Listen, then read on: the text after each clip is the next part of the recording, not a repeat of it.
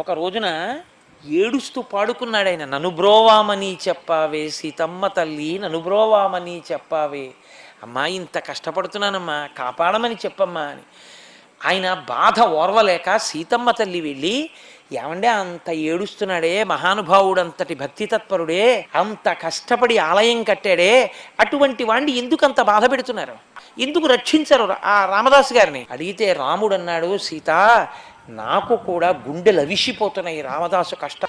లోకంలో వేదము చెప్పిన శాసనం ఒకటి ఉంది. ఇతను గత జన్మలో ఉండగా ఒక చిలుకని తీసుకెళ్ళి పంజరంలో పెట్టి బాధ పెట్టాడు, బయటికి వెళ్ళడానికి లేకుండా చేశాడు. ఆ చిలుక పంజరంలో పెట్టి బంధించినప్పుడు ఎన్ని బాధలు పడిందో అవి ఈ జన్మలో శరీరంతో ఇతను తీర్చేసుకోవాలి. ఎప్పుడు పూర్తయిపోతుందా వెళ్ళి కనపడదామని నేను కూడా అగ్గగ్గలాడిపోతున్నాను, ఇప్పుడా 12 ఏళ్ళు పూర్తవుతాయా అని.